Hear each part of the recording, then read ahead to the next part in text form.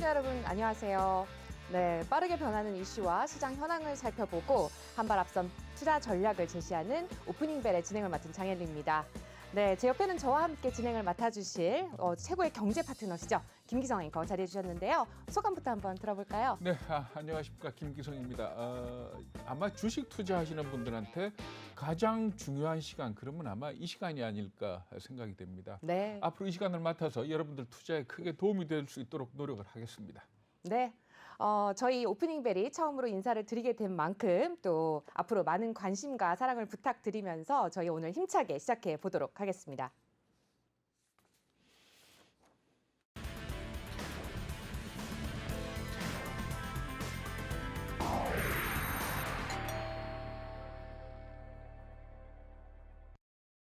네, 글로벌 증시 이수민입니다. 뉴욕 증시는 미국 국채금리 상승세에 주시하면서 변동성을 키워오다 결국 장 초반의 상승세를 모두 다 반납하고 보합권에서 마무리가 됐습니다. 네, 다우지수가 거의 0.98포인트 상승하면서 거의 전일장과 비슷한 채 마무리가 됐고요. S&P 지수는 0.19% 하락세로 마쳤습니다. 기술주 중심의 나스닥 지수가 0.07% 소폭 상승하면서 뉴욕 3대 지수 모두 보합권에서 혼조세로 마무리가 됐습니다. 네, 장 초반에는 시장의 경기 부양책과 양호한 기업 실적에 주시하면서 비교적 강세를 이어나갔습니다. 제닛 옐런 미 재무장관이 대규모 부양책의 필요성을 다시 한번 강조를 하면서 투심을 지지하기도 했는데요. 민주당은 하원에서 다음 주 말까지 1조 9천억 달러의 부양 법안을 통과시킬 계획이라고도 발표를 했습니다. 하지만 이제 잠시 주춤했던 금리 상승세가 다시 재개가 되면서 이내 주가는 반락을 시작했습니다. 미 국채 10년물 금리가 이날 장중에만 1.35에서 6%까지 터치를 하면서 미국 장기 국채 수익률은 최근 6주 만에 최고치를 기록하기도 했습니다. 이에 마켓에서는 막대한 규모의 부양책으로 다가오는 인플레이션에 대한 우려가 부채 가격이 압박을 받고 있다라고 발표를 했는데요. 이 부분은 계속해서 변동성이 있으니까 지켜보시는 게 좋을 것 같습니다. 네, 이어서 유럽 시장도 한번 살펴보도록 하겠습니다. 유럽도 경제 지표가 양호하게 발표가 되면서 비교적으로 주가들이 좋은 흐름을 보였는데요. 네, 유럽 주가 한번 살펴보면요. 네, 독일의 닥스 지수가 0.77%, 프랑스의 까크 지수가 0.79%, 영국 지수가 0.1% 모두 다 오름세 보이면서 마감을 했습니다. 네, 이어서 상품 가격도 계속해서 살펴보도록 하겠습니다. 한때 미국에 불어온 한파로 인해서 그리고 정전으로 인해서 미국의 원유 생산이 회복이 좀 더디면서 유가가 $60 이상 또 급상승하는 모습을 보이기도 했었는데요. 점점 미국의 원유 생산이 회복이 된다라는 전망에 따라서 이 큰 폭으로 유가가 하락을 했습니다. 3월 WTI는 2.1% 하락하면서 다시 $60 아래로 내려왔습니다. 59.24달러에 장을 마감했고요. 브렌트유도 함께 1.6% 하락한 채 63.93달러에 장을 마감했습니다. 국제 금값은 소폭 상승했습니다. 0.1% 상승하면서 1,777.40달러에 오늘장 마감을 했습니다. 네, 지금까지 글로벌 증시 알아봤습니다.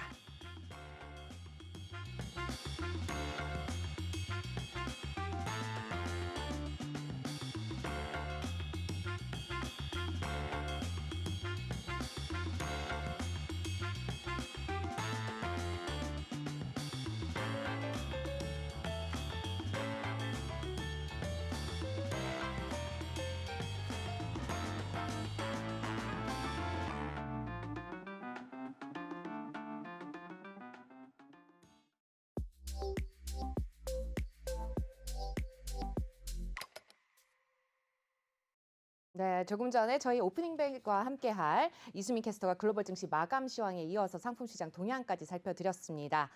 바로 이어서 국내 증시에도 영향을 미칠 만한 또 크고 굵직한 글로벌 이슈들을 살펴보는 글로벌 인사이드 코너입니다. 네, 함께 확인해 보시죠.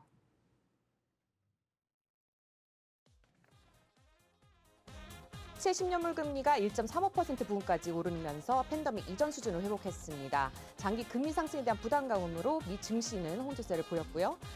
지난주 유럽 주요국 증시 미 국채 금리 상승과 악화된 유로존 경제 지표로 하락세를 보이다가 주말을 앞두고 기업 실적 호조 영향에 힘입어서 소폭 상승 마감을 했습니다. 유럽 주요국 증시 계속되는 기업들의 실적 호조를 주시하면서 당분간 금리 상승 우려로 변동성 장세 지속할 것으로 보이고요. 가상통화의 대장으로 꼽히는 비트코인의 시가총액 지난 주말 1조 달러를 넘어섰습니다. 올해 들어서만 거의 2배에 올랐는데요. 그동안 주저하던 전통파들인 미국의 블랙록과 월가의 대형 투자은행이죠. 모건 스탠리 등이 투자 발표를 잇따라 내놓으면서 해당 업계에서는 현 5만 달러인 개당 가격이 25만 달러까지 갈 것이라는 전망도 나오고 있어서 향후 기추가 주목됩니다.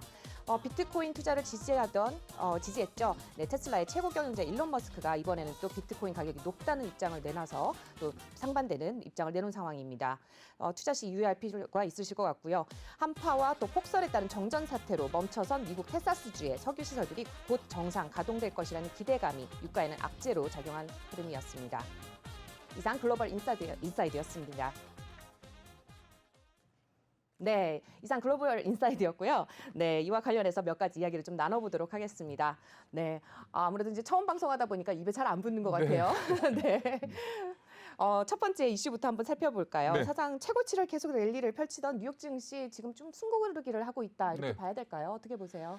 지금 아마 주식 투자하시는 분들, 뭐 미국 시장뿐만이 아니고 우리 개인 투자가들도 아마 가장 크게 관심을 갖는 부분이 바로 금리 이렇게 말씀을 드려도 될 겁니다. 그런데 지금 현재 미국 시장에서 금리가 요동을 치고 있거든요. 그러니까 금리의 기준이 되는 10년물 미국 국채의 금리가 앞에서도 말씀을 하셨습니다마는 장중에는 1.363%까지 올라갔다가 1.34%로 마감이 됐습니다. 네. 그런데 이 10년물의 금리를 볼 것 같으면은 작년 말 그러니까 금년 초에는 0.9%대였습니다. 그렇죠. 그러니까 불과 금년 들어서 지금 두 달이 채 안 된 이 상황에서 40bp, 40베이시스 포인트 이상 올랐기 때문에 이게 상당히 위험하다 이렇게들 걱정을 하고 있는 겁니다. 결국 인플레이션이 가시화된다면은 지금 현재 미국이 펼치고 있는 낮은 금리라든가 네. 통화 확대 정책을 계속할 수 없기 때문에 주식시장에는 큰 부담이 되지 않겠느냐 하고 이렇게들 걱정을 하고 있는 겁니다.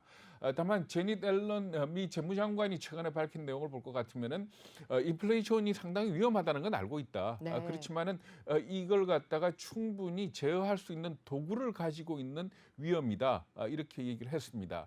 상당히 안심시키는 그런 말을 했고 그리고 또 미국의 통화당국도 당장의 테이퍼링에 들어가지는 않겠다 이렇게 얘기를 하긴 했지만은 그렇죠. 시장에서는 이 부분을 완전히 믿고 있는 것 같지는 않습니다. 다만 23일, 24일 현지 시간으로 파월 의장이 그 미국 의회 출연을 해서 그 청문회를 가질 예정이거든요. 네. 여기에서 금리라든가 아니면 인플레이션에 대한 의견을 밝힐 거기 때문에 여기에 대해서 상당히 지금 현재 관심이 집중이 되고 있고 물론 미국 시장뿐만이 아니고 우리 개인 투자가들까지도 이 부분에 대해서 관심을 갖고 있습니다. 그렇기 때문에 네. 이 금리 동향이 어떻게 될지 하는 부분은 나중에 전문가를 모시고 한번 어느 걸 보고 결정을 할지를 한번 얘기를 들어보도록 하겠습니다. 네, 뭐 다들 주목하고 계시지만은 국채 금리가 왜 주목을 해야 하는지 잠시 후 전문가와 함께 만나보시도록 하겠고요.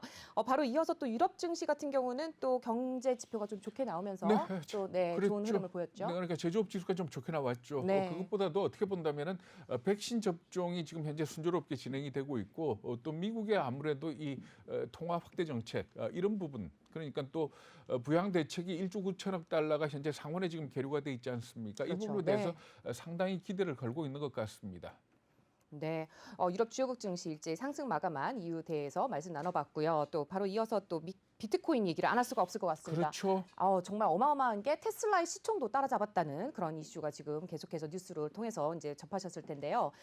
비트코인 어떻게 보시나요? 근데 지금 막 들어오면서 제가 비트코인 시세를 확인을 해봤더니 6,500만 원을 넘어섰더라고요. 네. 그러니까 금년 초에 들어왔을 때 아마 3,200만 원 수준이었을 겁니다. 네. 그러니까 올해 들어서만 배 이상 올랐고 작년 초하고 비교를 하면은 무려 5배 가까이 올랐습니다. 어마어마하죠. 그러니까 정말 많이 올랐습니다. 네. 이렇게 많이 오른 이유에 대해서는 아마 다들 많이 얘기 들으셨을 겁니다. 첫 번째는 미국의 제도권 금융기관들이 비트코인에 손을 대기 시작했다는 게 네. 어떻게 보면 촉발이 됐었고요.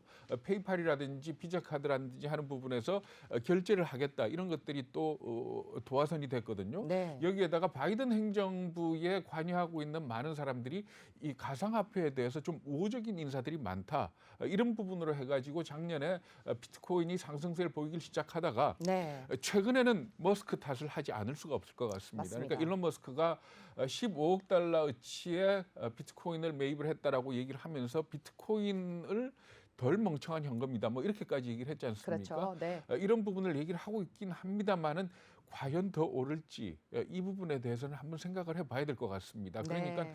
비트코인을 두고 17세기 네덜란드에서 있었던 튤립 광풍 아마 주식 투자하시는 분들은 다 이 아시겠죠? 내용도 다 아실 네. 겁니다. 그래서 이게 그러니까 디지털 튤립이냐 아니면 네. 금을 대체하는 디지털 골드가 될 거냐 하는 이 부분에 대해서 의견들이 많습니다. 정말로 지금 현재로 본다면은 이 비트코인을 두고 달리는 말이고 이 네. 달리는 말에 올라타야 되느냐 네. 하는 얘기를 하는데 개인적으로 어떻게 생각하세요? 올라타실 자신이 아, 있으세요? 지금 당장은 더 올라탈 자신은 정말 없는 것 같습니다. 네. 조금 더 지켜보고 혹시라도 약간의 하락을 한다면은 정말 해보고 싶은 네. 네, 투자처긴 하죠. 그렇죠. 그러니까 이 비트코인에 대해서 우호적으로 전망하는 사람들 얘기를 들어볼 것 같으면 미국에서도 아마 올해 안에 10만 달러는 넘어설 것이고 네. 극단적으로 예측하는 사람들은 25만 달러도 불가능하지 않다. 네. 이렇게까지를 얘기를 합니다. 그렇지만은 꼭 하나 관심을 갖고 지켜봐야 될 부분은 뭔가 하면은 결국 미국이나 각국 정부가 이 비트코인에 대해서 어떤 종류의 제재를 내리느냐, 네. 어떤 종류의 규제를 내리느냐 하는 이 부분이거든요. 그렇겠죠. 우리나라 같은 경우만 하더라도 비트코인 거래하고 실명 계좌를 연결을 시켰습니다. 네. 이렇게 보면은 사실 비트코인이 갖고 있는 익명성 이런 부분에서 상당히 이 차질이 생기는 거거든요. 그럼요. 네. 다른 나라에서도 충분히 이런 정도의 규제는 있을 것 같고 그리고 또 비트코인을 생각을 해본다면은 비트코인이 과연 어디에 사용이 되느냐. 네. 물론 가치 저장 수단으로 금과 비슷한 기능을 한다고 얘기를 하지만은 북한이 해킹을 해서 갖고 가는 게 주로 가상화폐입니다. 이렇게 네. 볼 적에 비트코인이라는 것 자체가 이 어떤 지하 거래와 지하 금융하고 관계가 돼 있기 때문에 어떤 식으로든지 미국을 비롯한 세계 각국이 규제에 나설 수 있다라는 점을 감안을 한다면은 비트코인에 올라타시려는 분들은 정말 24시간 긴장을 하고 있어야 됩니다. 네. 손정희 같은 경우에 한 2천억 원어치 정도 비트코인을 샀다가 500억 원 정도 손해를 봤거든요. 그랬어요. 그러면서 뭐라고 얘기를 했는가 하면은 하루 종일 보고 있기가 너무 힘들다. 이렇게 얘기를 했습니다. 그만큼 변동성이 또 크죠. 변동성도 네. 크고 24시간 거래가 되는 그런 자산이기 때문에 이 부분에 대해서 일반 투자가들이 쉽게 덤벼든다. 제 생각은 아니지 않느냐. 네. 튤립의 경우에 말이죠. 제가 아까 잠깐 말씀을 드렸습니다마는 17세기 네덜란드에서 튤립 광풍이 불 적에 지금 많은 분들이 알기에 크게 손해를 봤다. 네. 이렇게들 생각을 하지만은 큰 투자가들은 손해 안 봤습니다. 어떻게 보면은 집 팔고 돈 빌려서 튤립 광풍에 올라탔던 일반 투자가들만 손해를 봤거든요. 네. 만약에 비트코인이 튤립처럼 된다면은 디지털 튤립이 된다면은 이건 역시도 큰 기관 투자가들은 아마 손해 별로 안 볼 겁니다. 네. 결국은 일반 개인 투자가들이 손해를 볼 거기 때문에 이 부분에 대해서는 극도로 예민하게 좀 대처를 해야 될 부분이다. 이렇게 봐야 될 것 같습니다. 네, 굉장히 조심스럽게 좀 접근을 해보셔야 되지 않을까 싶습니다. 아무래도 그냥 막연하게 그냥 투자를 한다고 했을 경우 굉장히 위험 부담이 크다는 거 꼭 인지를 하셔야 될 것 같고요. 또 그만큼 또 일론 머스크가 또 일침을 가했습니다. 이번에는 사실 어떻게 보면 옹호론자라고 봤어야 되는데 갑자기 또 너무 가격이 높다. 네, 이렇게 네. 얘기를 했죠. SNS에다가 얘기를 했는데 그러니까 현재 그 비트코인하고 이더리움의 가격이 지나치게 높다라고 얘기를 했는데 농담 비슷하게 얘기를 했습니다. 너무 심각하게 얘기한 건 아니었군요. 네. 그렇게 본다면은 사실 이 머스크 한마디에 비트코인 가격이 출렁거린다는 것 자체가 그것도 참. 사실은 마땅치는 않지만은 네. 어쨌든 간에 머스크라는 사람 자체가 이 경제에서 본다면은 팬덤을 이끌고 있는 사람 맞습니다. 아닙니까? 이런 부분에서 주시가 되는 거지 결코 머스크의 발언이 어떤 비트코인의 미래와 직결된다 이렇게 볼 수는 없을 것 같습니다. 네, 지금까지 글로벌 인사이드 이슈 통해서 말씀 나눠봤습니다. 잠시 뒤에는 글로벌 증시를 조금 더 깊게 파고드는 시간 가져볼 텐데요. 향후 지수 흐름은 어떻게 흘러갈지 또 체크해볼 또 이슈들은 어떤 것들이 있는지 함께 전문가와 말씀 나눠보도록 하겠습니다.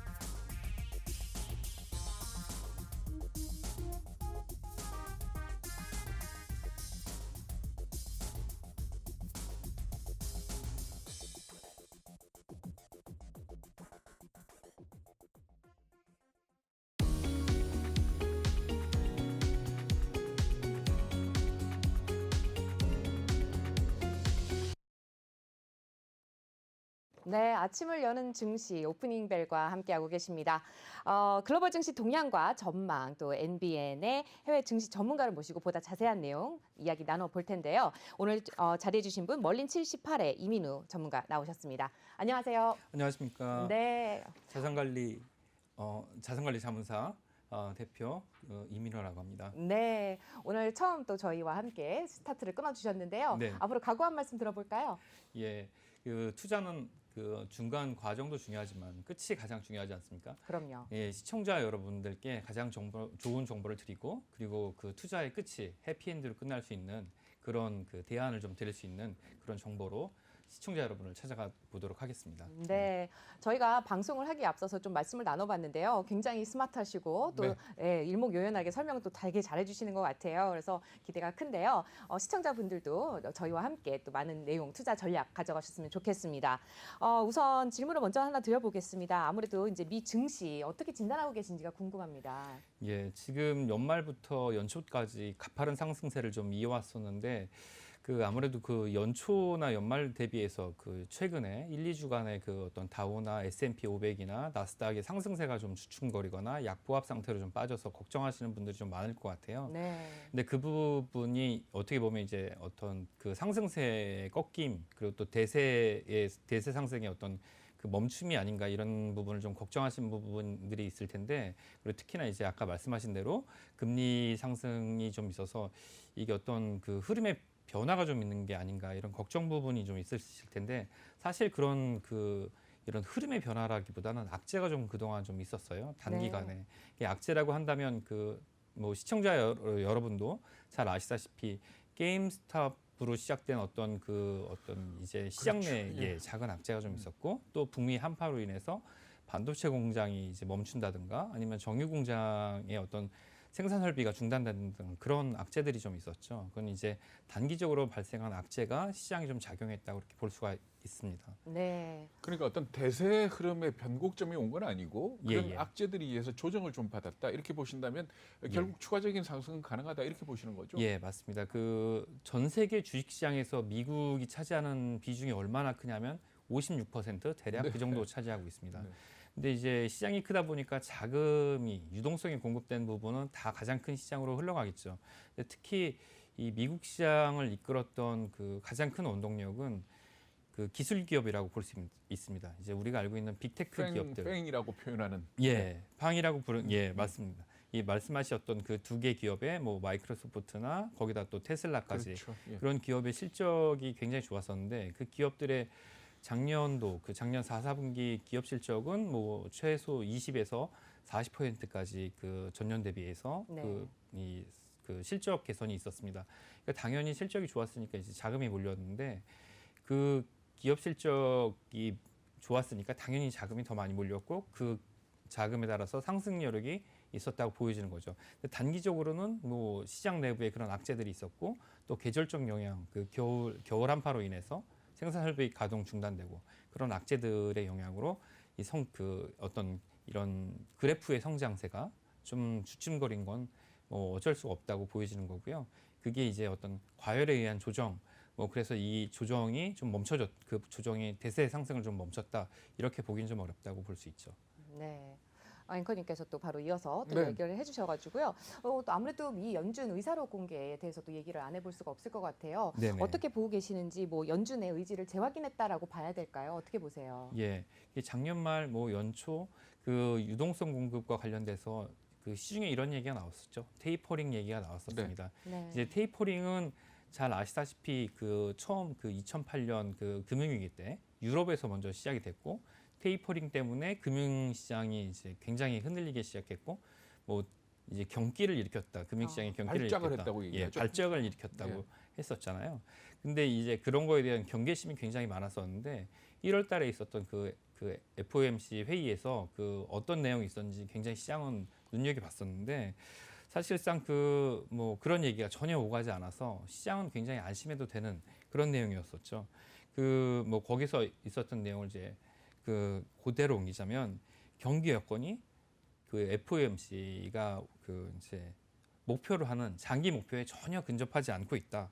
아주 멀리 떨어져 있고 그 장기 목표는 완전 고용과 장기 물가 상승률 2%에 도달하는 건데 이 중앙은행이 보기에는 아주 멀리 떨어져 있다. 그러므로 뭐 현재 어떤 그 양적 완화, 이 중앙은행의 통화 정책 기조화를 변화시킬 생각은 전혀 없다. 이렇게 의사록이 공개가 됐기 때문에 이 연준의 의지의 변화는 전혀 없다고 볼 수가 있습니다. 그러니까 사람들이 걱정하는 혹시나 통화 정책의 방향이 바뀌지 않느냐 하는 이 부분에 대해서 안심을 시키긴 했습니다만은 예, 그래도 시장은 지금 인플레이션을 걱정을 하고 있지 않습니까? 예, 맞습니다. 결국 국채 금리가 올라가고 있는 것도 그 부분 때문인데 이 네네. 인플레이션에 대해서 어떻게 생각을 해야 되는 겁니까? 예, 인플레이션이라는 게 뭐 당연히 그 통화량이 많아지면 화폐 가치가 떨어지고 물가 상승이 이제 동반되고 그런 것들을 조절하기 위해서 뭐 금리가 같이 올라가는 네네. 그런 여러 가지 어떤 그 프로세스상의 자연스러운 현상이라고 볼 수가 있는데 지금 인플레이션이 일어나지 않고 있는 거는 뭐 전 세계적인 현상의 일부라고 볼 수가 있습니다. 근데 거기에 크게 작용했던 게 이제 에너지, 그러니까 유가라고 볼 수가 있는데 뭐 물론 경기가 그렇게 예전 뭐 10여 년 전보다 좋지 않은 거는 사실입니다. 근데 그렇죠. 예, 유가 상승이 동반되지 않는 거에는 뭐 다 아시다시피 쉐일 혁명이라는 예, 큰 어떤 그런 이 에너지사의 어떤 혁명적 요인도 있고 네. 또 하나는 경기의 어떤 가장 중요한 지표가 될 수 있는 고용률의 큰 변화 그런 부분에 있어서의 어떤 드라마틱한 변화가 있지 않기 때문에 이 부분에 어떤 인플레이션을 걱정하는 그런 요인들이 아직 작용하고 있지 않다. 근데 인플레이션 얘기를 조금 더 해보죠. 그러니까 예. 많은 전문가들이 지적을 할 적에 지금 돈은 많이 풀렸지만 예, 소위 우리가 경제 배울 때 얘기하는 통화 유통 속도는 뚝 떨어져 있기 때문에 네네. 이게 지금 인플레이션으로 이어지지 않고 있는데 네네. 이번에 그 각국이 쓴 이 금융 정책을 보면 재정 정책을 주로 했지 않습니까? 예, 그러니까 맞습니다. 개인들한테 돈을 줬지 예, 않습니까? 예. 이게 경기가 조금 좋아지면은 결국 사람들이 돈을 쓰게 될 거고 네. 통화 유통 속도가 올라가서 인플레가 올 거는 거의 자명한 미래다라고 얘기를 하는데 네. 이걸 피할 방법이 있나요? 일단 이 인플레이션이 유발되려면 그 시중에 유통된 돈이 시설 투자로 우선 가야 됩니다. 그렇죠. 네, 기업의 시설 투자로 가야 되는데 사실상 아직 시설 투자까지 돈이 가진 않았고요. 오히려 이 미국 같은 경우를 예를 들어 보면 돈을 풀었는데 그 돈이 소비로 다 대부분 이전되지 않고 말하자면 이제 주식 시장 그게 이제 저축률이 높아지는 그런 효과를 가져왔습니다. 그러니까 말씀하신 대로 통화 유통 속도가 빨라지는 게 아니고 오히려 저축률이 높아지기 때문에 네. 이 돈이 시장으로 가서 소비율을 높이는 그런 효과는 미미했던 거죠. 네네. 그렇기 때문에 인플레이션으로 직접 작용하는 데는 그렇게 큰 영향을 미치지는 못했다고 볼 수가 있습니다. 근데 그게 앞으로도 계속 그럴 거다라고 보긴 좀 어려운가요? 예, 어렵죠. 근데 그게 이제 그 가장 큰 문제는 이제 걱정하셨던 부분들, 그러니까 뭐 금리가 올라간다 이런 부분에 있어서 가장 큰 문제는 금리 상승 속도라고 볼 수가 있는데 네, 네. 금리 상승 속도가 이제 뭐 1.3%를 급격하게 이제 초과해서 1.36까지 올라가게 됐었는데 그거를 시장 내에서 판단하는 여러 가지 의견들이 있는데 그 1.3을 뚫었던 그 주는 이 채권 투자자들이 그 내용 이제 채권 편입 비율을 좀 바꿨던 것 같아요.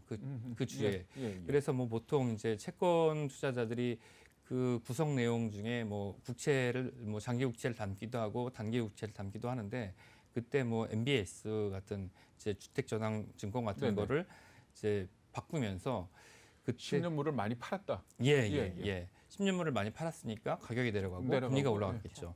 예, 그런 비율이 좀 바뀌었기 때문에 급격하게 올라간 효과가 좀 눈에 가시적으로 보였던 것 같고 다시 1.3 수준에서 맞출 것 같다는 그런 그 정도는 단기적으로 유지가 될 것 같은 그런 인플레 얘기를 조금만 더 해볼게요. 예, 지금 예. 우리가 이 돈을 가지고 인플레 얘기를 했는데 네. 사실 지금 원자재 시장을 봐도 이 공급 측면에서의 인플레도 걱정을 해야 된다라는 그런 지적이 나오고 있거든요. 누구 예. 얘기로는 들어보면은 지금 이렇게 원자재가 한꺼번에 이렇게 오르는 거는 사상 처음 아니냐라고까지 얘기를 하는데 이 네. 부분에 대해서는 걱정 안 해도 될까요? 아, 그게 이제 원자재 슈퍼 사이클 얘기가 나오면서 네네. 이제 뭐 이제 그 작년 같은 경우는 마이너스 유가가 뭐 그랬었죠. 된- 4월 달인가 그랬죠? 예, 네. 4월달 마이너스 유가가 된 적도 있고 그런데 유가뿐만 아니고 유가도 뭐 40불에서 60불 가까이 그렇죠. 급등하는데 단기간이 걸렸고 광물, 뭐 옥수수나 콩 이렇게 뭐 다른 원자재 모든 가격이 이제 폭등을 하고 있는데 이거는 이제 아까 그 뭐 단기적으로 증시에 영향을 미쳤던 뭐 계절적 요인, 뭐 어떤 한파가 왔다든가 그런 요인도 있지만 그런 요인도 작용을 해서 공급 사이드의 어떤 생산량이 작년에 줄었던 코로나로 인해서 광산이 문을 닫아서 그랬죠. 네. 생산량 감소 요인도 있고 그래서 이제 재고가 쇼티지가 나서 그래. 그런 요인도 좀 있고 그런 재고 감소 요인도 있고 그리고 또 이 위축됐던 경기가 확장되는 국면에서 나타나는 요인도 있습니다. 근데 이제 그 원자재 슈퍼 사이클이 유지가 되려면 가장 큰 생산 국가인 중국이 얼마나 내부적으로 시설 투자를 하고 그것을 이제 수요를 확장시키냐에 좀 따라갈 것 같습니다. 그래서 이 시설 투자가 중국뿐만 아니고 다른 선진국, 네.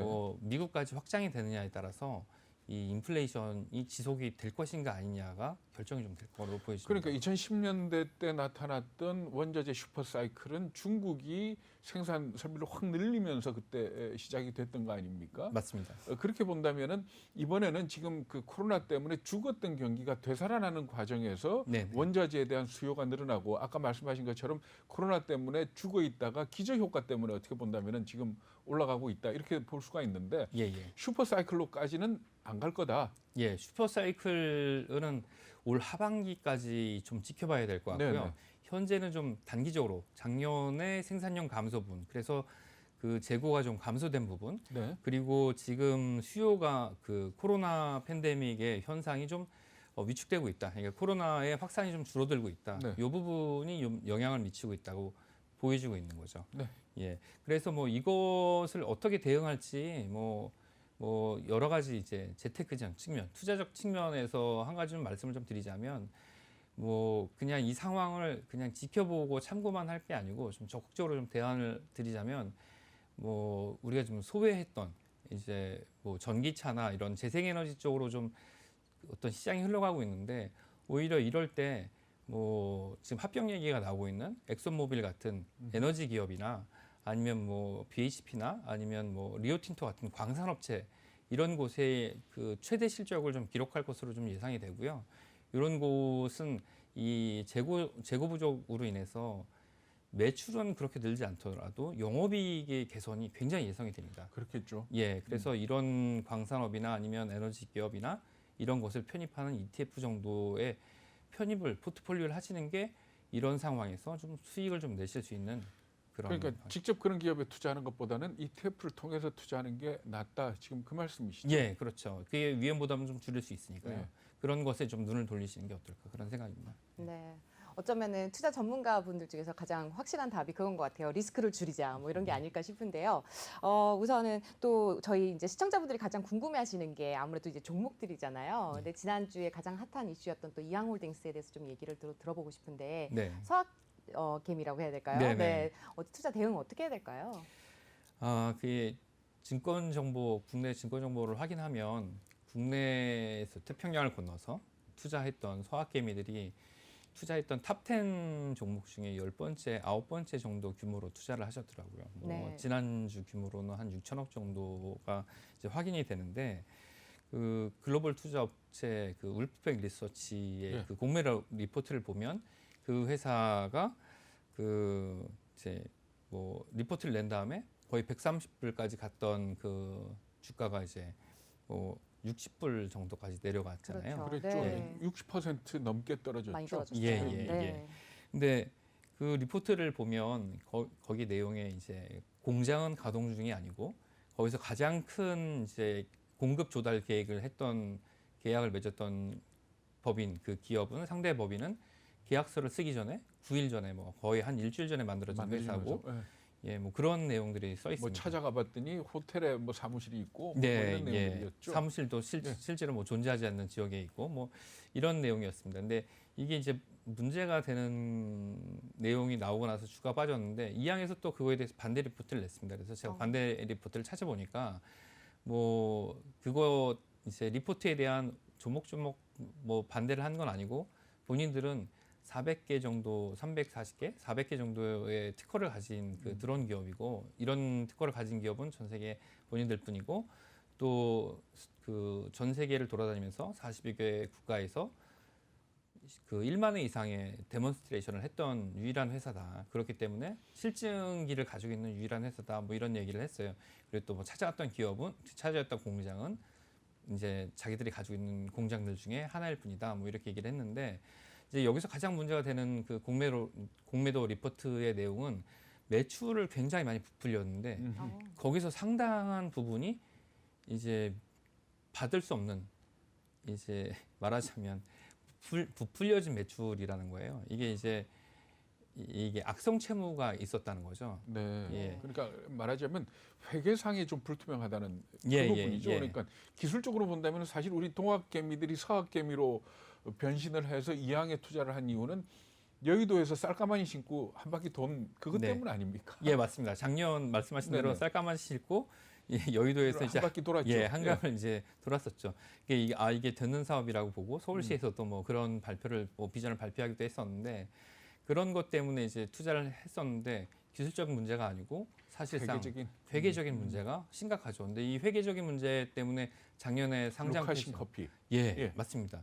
그 회사도 회계적 문제로 네. 예, 결국에는 상장 폐지가 됐는데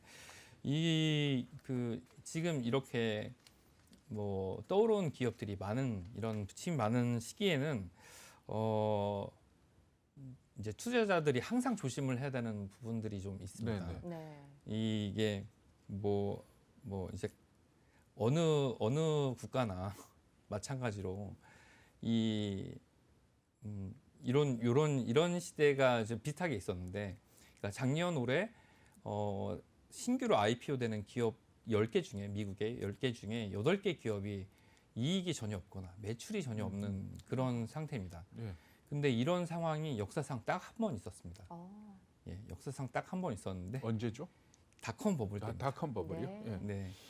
그래서 지금 뭐 작년 같은 경우는 대세 상승을 했지만 올해는 그렇지는 않을 거라고 좀 옥석가리기가 보여집니다. 나오겠죠? 예, 맞습니다. 이 옥석가리기가 되게 중요하기 때문에 올해는 기업 이익에 좀 집중해서 투자를 해야 될 필요가 좀 있다고 보여지고요. 예, 이항홀딩스 지금 얼마 전에도 니콜라 같은 기업이 차를 밀었느냐, 네. 뭐 자기 힘으로 갔냐, 뭐 이런 얘기가 있었는데 이런 걸 좀 참고를 해야 될 거라고 좀 보여집니다. 그러니까 이항 같은 경우에 이게 어떤 기술적인 가능성만 보고 투자해서는 안 된다. 예, 예. 그러니까 회계적인 부분이나 예. 가치적인 측면도 같이 봐야 된다 예, 예, 하는 맞습니다. 그런 말씀이시죠. 예, 그러니까 예. 어떻게 본다면은 이항을 추가적으로 매입하는 것은 상당히 위험하다 이렇게 볼 수 있겠네요. 예, 맞습니다. 이제 어떤 어떤 장부상 투명성, 네. 기업의 투명성이 담보가 되지 않는 그런 투자는 뭐 리턴도 굉장히 크지만 리스크가 훨씬 더 크다고 좀 볼 수가 있는 거죠. 네. 아까도 말씀하셨던 것처럼 리스크에 대해서 굉장히 좀 네. 조심스럽게 접근을 해야 된다라는 의견을 주시는 것 같아요. 네. 네. 네, 앵커님 사실 앞에서도 말씀하셨습니다만은 우리 그 서학개미들이 많이 투자하는 주식이 뭐 테슬라도 있지만 어떻게 본다면 미국의 대형 그 IT주들 아닙니까? 예, 근데 맞습니다. 요즘 좀 이렇게 주춤거리는데 네, 네. 그러면서 나오는 얘기가 닷컴 버블의 재현이다라고까지 얘기를 합니다만은 그렇게 볼 필요는 없죠. 예, 그렇습니다. 그 이제 닷컴 버블은 이제 뭐 IT 기업이 난립하던 시기였었는데 그렇죠. 예. 지금 빅테크 기업들은 실적을 가지고 실체를 가지고 있는 기업들 아닙니까? 네. 이제 닷컴 버블의 뭐 대표적 뭐 기업들 하면 지금 뭐 기억이 나지 않는 뭐 지금 쓰지 않는 넷스케이프나 네. 뭐 많은 기업이 있지 네. 않습니까? 근데 지금 빅테크 기업들은 뭐 애플이나 아마존이나 뭐 알파벳, 구글, 뭐 지금 페이스북부터 예 해서, 페이스북이나 뭐 모든 사람이 보고 있는 거의 대부분의 보고 있는 넷플릭스나 이런 기업들이 있는데 이런 기업들은 실적이 실제로 나고 있습니다. 근데 지금 뭐 최근에 이제 상승세가 좀 둔화되고 있는데 이게 이제 둔화되는 이유는 너무 덩치가 커졌기 때문이라고 좀 볼 수가 있습니다. 네. 네. 예, 특히나 뭐 지금 뭐 금리 이제 아까도 말씀하셨던 장기 국채 금리 수익률이 이제 올라가고 이런 추세에서는 성장주의 어떤 상승률은 낮아질 수밖에 없는 거죠. 근데 이게 이 상승률의 그래프가 좀 꺾였다고 해서 대세 상승이 네. 멈췄냐 이렇게 볼 수는 없습니다. 음. 이제 이런 플랫폼 기업들은 매출 규모가 계속 늘어나고 있고 이 플랫폼 기업의 특징상 이 빅테크 기업의 특징상 이 과점 기업, 독과점 기업의 형태를 가지고 있기 때문에 이 시장 내에서 이익률은 계속 올라갈 수밖에 없는 거죠. 이 독과점의 형태 때문에 지금 민주당 규제하겠다고 나오고 있죠. 예, 이런 그런 양상을 가지고 있는 거죠. 그러니까 지금 어떻게 보면 이제 기울기가 가파른 상승세에서 좀 둔화됐다고 하더라도 이게 그럼 옆으로 갈 것인지는 그렇다고 말씀을 드릴 수는 없고 네. 앞으로도 계속 갈 거라고 보는데 단지 뭐 보통 이제 한국 분들이 워낙 화끈한 어떤 그런 투자 성향을 가지고 있기 때문에 이렇게 뭐 2, 3%, 뭐 5%, 10% 만족 못하죠. 예, 만족 네. 못하죠. 이게 야수의 어떤 성격으로 2, 30%는 기본으로 바라시잖아요. 그렇죠. 그러니까 뭐 어떻게 보면 아까 말씀드렸던 이양처럼 뭐 2배, 뭐 3배 이렇게 올라가야 다 그걸 기대하고 하시는 것 같아요. 예, 그런 걸 기대하시기는 좀 어렵고 뭐 좀 상식의 수준에서 투자를 하시는 게 맞다 이렇게 볼 수 있습니다. 그렇다고 그러더라고요. 그러니까 미국의 그 큰 투자가들이 1년에 원하는 수익률이 어느 정도냐? 5% 미만이라면서요. 예, 예, 그렇습니다. 네. 근데 아니 이 기술주 얘기를 하다 보니까 꼭 한번 짚어봐야 될 게 바이오 주식. 네, 예, 예. 닷컴 버블에서는 아까 말씀하신 것처럼 실적이 없었지 않습니까? 예, 예, 그래서 예. 결국은 그 버블이 꺼졌는데 네, 네. 작년 같은 경우에 이 코로나 때문에 우리나라도 물론이고 세계적으로 이 바이오 기업들이 각광을 받긴 했는데 어떨 것 같아요? 아, 바이오 기업 같은 경우는 사실 이제 1상, 2상, 3상을 거쳐서 그렇죠. 예. 예, 완전한 그 승인을 받아서 시장에 나오기까지는 상당 시간 이제 기간이 소요가 되게 되지 않습니까? 그렇죠. 근데 이게 검증이 되고 이게 인체에 안전하다고 판정이 될 때까지 굉장히 많은 시간이 걸림과 동시에 많은 풍문이 돌게 됩니다. 이제 말하자면 이 움직이는 힘은 풍문이 되게 되는데 네. 그 중에서 성공하는 실제 네. 확률은 굉장히 낮게 되는 네. 거죠. 이건 어떻게 보면 테마에 편승하게 되는데 뭐 어느 국가나 이양처럼 뭐 우주항공 테마 이양도 우주항공 테마였는데 어느 국가든 테마는 항상 리스크를 따라가게 됩니다. 네. 그러니까 바이오도 마찬가지로 거기서 뭐 야수의 심장을 가지고 투자를 원하신다 그러면 그 바이오를 투자하시는 거는 뭐 말릴 수는 없겠지만 비중은 최소한으로 하시는 게 맞다고 보여집니다. 네. 음. 아무래도 이제 투자자분들이 좀 안전하게 수익을 가져가시기를 이제 기대를 하시는 것 같은데요. 네. 네.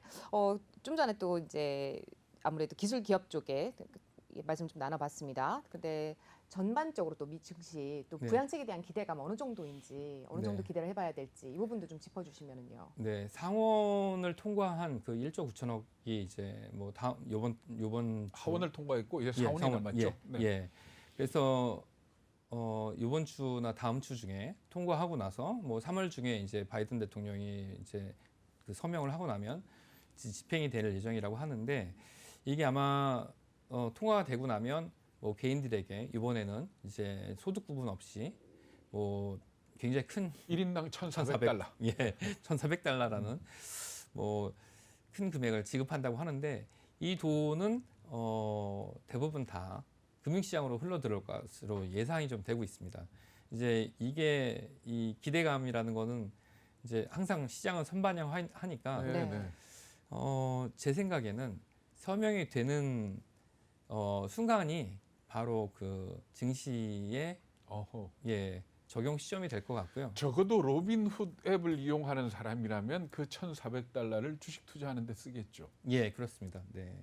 그 특히 뭐 로빈훗은 뭐 수수료가 없어서 굉장히 많은 네. 분들을 이제 시장으로 유입을 했는데 로빈훗 덕분에 다른 이제 증권사도 수수료 경쟁이 뛰어들어서 수수료를 거기다 낮췄기 때문에 네. 누구나 다 계좌가 있다면 시장 투자를 하겠죠.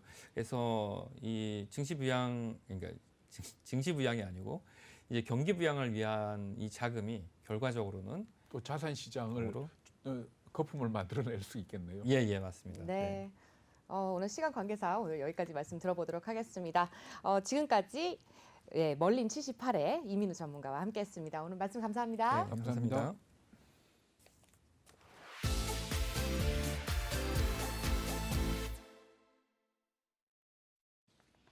네, 국내 증시와 더불어서 글로벌 증시에도 불확실성이 어느 때보다 좀 더 심해진 상황이죠. 어떻게 대응해야 할지 또 내 투자 포트폴리오는 어떻게 가져가야 할지 저희 오프닝 벨과 함께 투자 전략 세워 나가시기를 바랍니다. 그럼 저희는 잠시 후에 또 말씀 이어가도록 하겠습니다.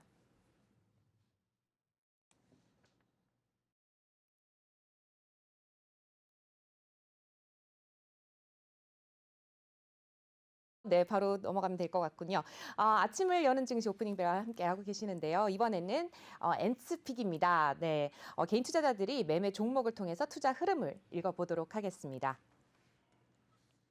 네, 신강석 전문가 오늘 전화 연결해 볼 텐데요. 네, 전문가님 전화 통화 연결해 보겠습니다. 여보세요? 네, 안녕하세요. 네, 안녕하세요. 네, 네, 전일장 개인 투자자들의 순매수 또 순매도 네, 상위 종목 어땠나요?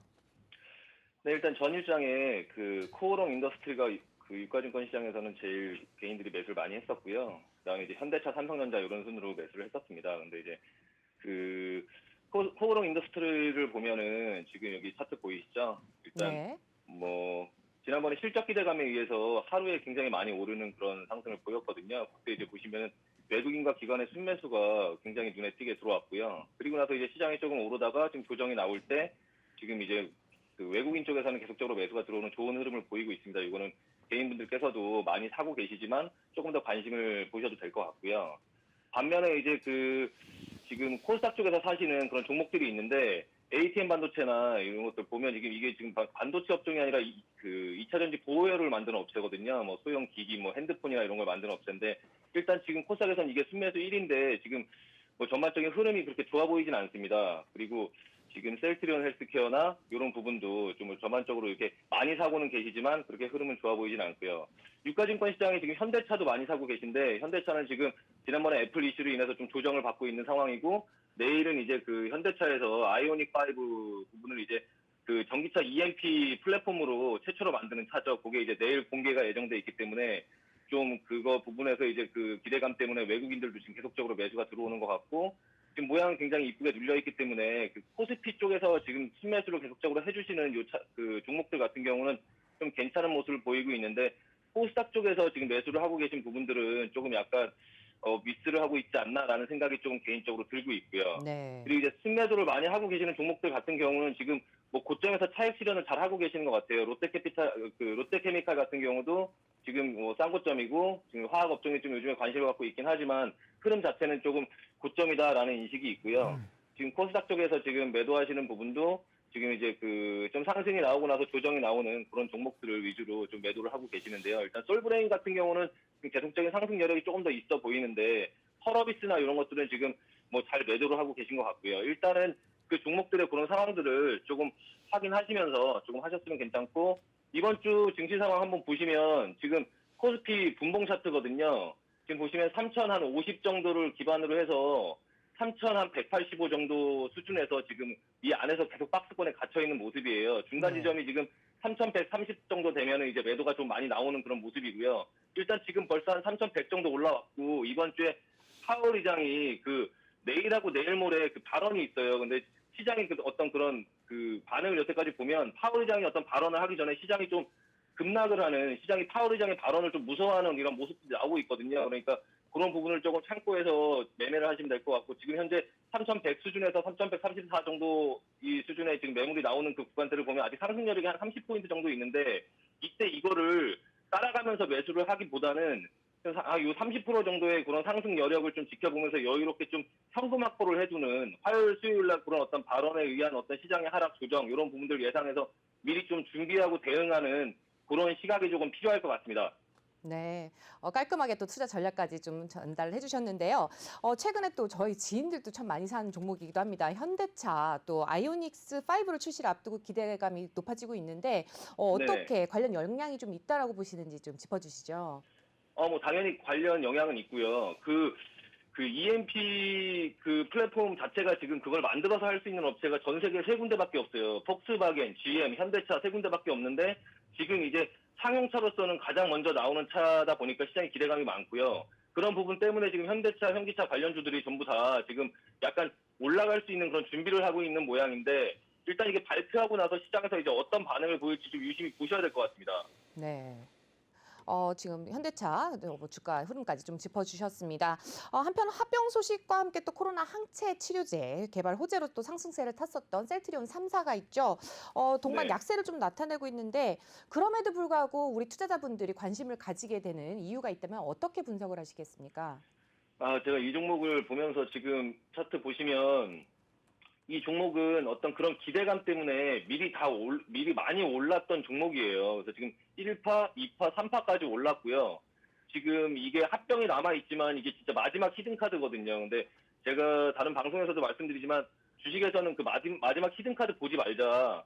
매수가가 여유가 있으면 뭐 볼 수 있지만, 지금 현재 보면 주식 격언 중에 무릎에 사서 어깨에 팔아라 이런 얘기가 지금 있잖아요. 그렇죠. 1파, 2파, 3파가 나왔고, 이게 지금 현재 어깨가 아닌가라는 생각이 듭니다. 여기가 머리라고 치면 상승 끝 하락 부분에 이 정도 수준이면 지금 어깨로 보이는데, 물론 여기서 기술적인 반등이 나와서 다시 한번 상승 여력이 뭐 조금 있을 수는 있지만, 그 부분을 이용해서 마지막까지 매수를 하자라는 것보다는 아까도 말씀드렸지만 이 상승을 이용해서 이제 빠져나오는 거에 집중하자라는 말씀 드리고 싶습니다. 네, 오늘 또 투자 전략까지 잘 세워주셨는데요. 마지막으로 시청자분들을 위해서 한 말씀 남겨주신다면요. 근데 지금 현재 시장이 그 횡보하는 시장의 모습으로 지금 흘러가고 있거든요. 이런 말씀 드리고 싶습니다. 주도주는 시장이 횡보해도 상승합니다. 근데 이제 기타 다른 주식들은 시장이 횡보하면 하락하고요. 네, 네. 가치주는 뭐 시장과 상관없이 움직이지만 그런 잠재력이 언제든지 나올 수 있으니까 가지고 있어도 되는데, 결론은 주도주와 가치주만 보유하고 다른 이제 기타 다른 주식들은 조금 정리하자라는 말씀 드리고 싶습니다. 네, 말씀 잘 들었습니다. 지금까지 개인 투자자들의 엔스픽과 함께했습니다. 신강석 전문가님, 오늘 말씀 감사합니다. 네, 감사합니다. 네. 네.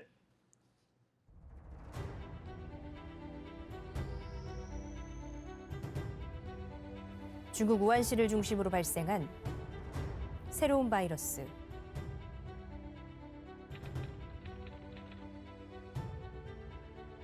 국제적인 노력에도 꺼지지 않는 확산세. 마침내 다가온 대폭락장. 급격히 떨어진 국내 증시. 최악의 실업률. 그러나 우리는 할 수 있습니다. 함께 힘을 합쳐 서로를 응원하고 조금 더 배려한다면 이겨낼 수 있습니다. 함께하는 대한민국. 내외경제TV가 응원합니다.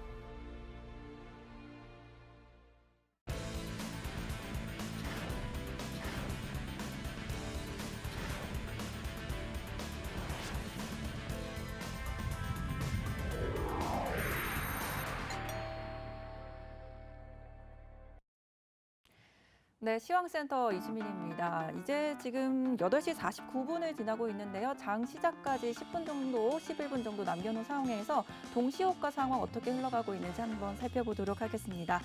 네, 먼저 코스피 지수 한번 살펴보시죠. 지난 금요일에 미국 시장에 좀 압력이 가해졌고 우리 시장은 그래도 3,100선을 회복한 상태로 끝이 났는데 오늘 시장은 그래도 지난 금요일 시장의 상승세를 그대로 이어가는 분위기입니다. 현재 8시 50분 구간 전일 대비 0.57% 상승하면서 출발할 걸로 예상이 되고 있는데요. 17.81포인트 상승한 3,125.94포인트에서 장 시작할 것으로 보여지고 있습니다. 네, 코스닥 상황도 한번 살펴보겠습니다. 코스닥도 지난 하락장을 좀 딛고 다시 상승장으로 돌아서는 모습인데요. 현재 8시 50분 구간에서는 0.39% 상승하고 있습니다. 3.79포인트 상승하면서 968.90포인트 정도에서 지금 출발을 대기하고 있는 상황입니다. 네, 그러면 현재 지금 어떤 종목들의 매수세가 몰리고 출발을 어떻게 상승 대기하고 있는지 한번 살펴보도록 하겠습니다. 지금 가장 눈에 띄는 상승세를 보이고 있는 것은 서울식품 주가입니다. 서울식품과 서울식품 우선주 모두 지금 가격 제한선까지 올라서면서 상한선에서 출발할 것으로 대기하고 있는데요. 서울식품이 현재 429원, 또 서울식품 우선주가 7,150원에서 출발 대기하고 있는 상황입니다. 뒤이어서 모나미도 29.84%까지 급등을 하면서 6,700원에서 출발 대기를 하고 있는 상황이고요. 오늘 한화투자증권 우선주와 하나투자증권 모두 굉장히 10% 가까운 상승세로 출발 대기하고 있는 상황입니다.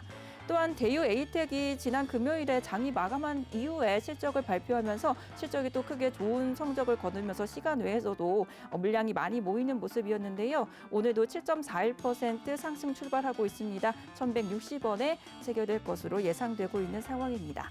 그러면 반대로 하락하고 있는 종목들, 조심해야 되는 종목들도 한번 살펴보도록 할 텐데요. SG충방이 지금 30% 하한가까지 내려가면서 1,820원 선에서 출발 대기하고 있습니다. 뒤를 이어서 임팩과 유니온도 히토류로 지난번에 함께 묶이면서 굉장히 또 급상승했던 종목인데요. 오늘은 9.83% 하락 출발하고 대기하고 있습니다. 7,430원에서 현재 출발할 것으로 예상이 보입니다. 네, 그리고 같이 구리주로 묶였던 DIC 같은 경우도 저번에 구리 가격 상승으로 인해서 굉장히 좋은 모습을 보였는데요. 오늘은 8.26% 하락 출발 대기하고 있습니다. 현재 3,500원 선에서 거래될 것으로 예상되고 있습니다. 이어서 이구산업도 5.5% 하락하면서 2,920원 선에서 현재 출발 예상이 되고 있는 상황입니다. 네, 우리 시장이 그래도 전체적으로 코스피와 코스닥이 지난 금요일에 시장이 좀 힘을 받아서 3,100선 회복하는 선에서 출발할 것으로 예상되는 만큼 오늘 시장 어떻게 살펴나갈지 계속해서 전략 세워보시면 좋을 것 같습니다. 지금까지 시황센터였습니다.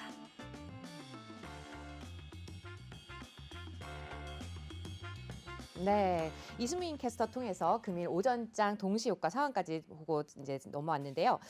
우선 코스피 코스닥 지수 일단 상승 출발이 예상이 되는 것 같죠? 어떻게 보세요? 네, 근데 전체적으로 볼 적에 대형주나 이 지수를 움직일 만한 주식들의 큰 흐름은 아직 안 보이기 때문에 네. 판단하기는 좀 이를 것 같고요. 서울식품 같은 경우에 그 쿠팡 관련주다 해가지고 지난주에 좀 좋았지 않습니까? 그렇죠. 그런데 워낙 시가총액도 작고 또 소문에 휘둘리는 그런 기업이기 때문에 조금 조심을 해서 볼 필요가 있을 것 같습니다. 조금 더 지켜봐야지 오늘 방향성이 나오지 않을까 이렇게 예상을 해야 될 것 같네요. 네, 시청자분들 계속해서 오프닝 벨 시청을 해주셔야 될 것 같습니다. 계속해서 투자 전략 앞서 세워나가도록 하겠습니다. 오늘장 동시효과 상황 간단히 봤고요. 곧 개장을 앞두고 있는데요. 계속해서 오프닝 벨 시청 부탁드리면서 잠시 뒤 개장 상황 알아보도록 하겠습니다.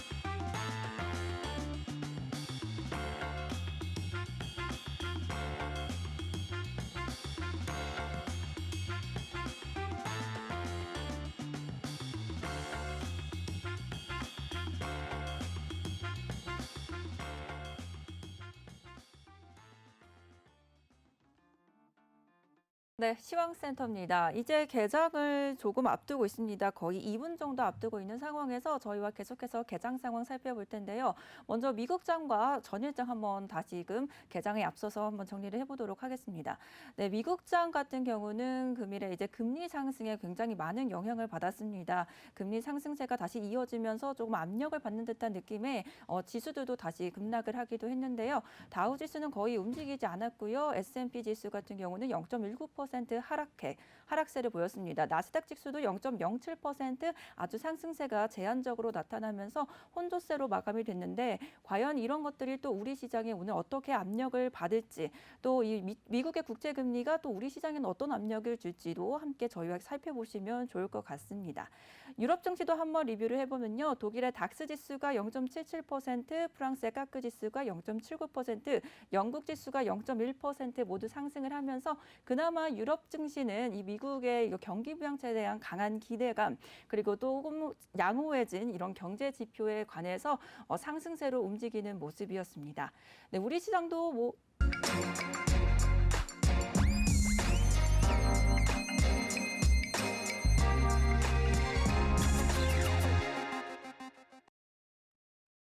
네, 드디어 9시 월요일장 시작을 했습니다.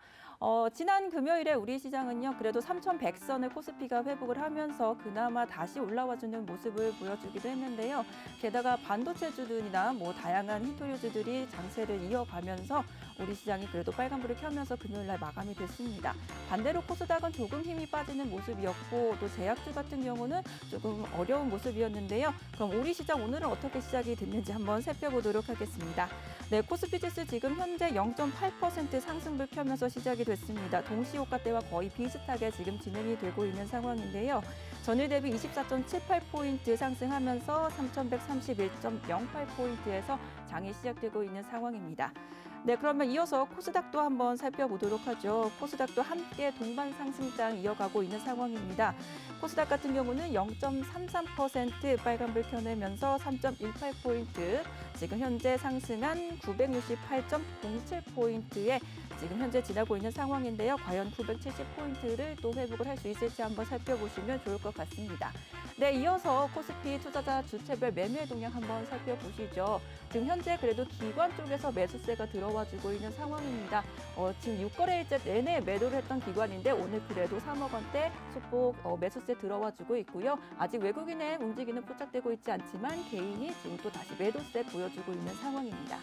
네, 이어서 코스닥도 한번 살펴보도록 하죠. 코스닥 투자 주체별 매매 동향 한번 살펴보도록 하겠습니다.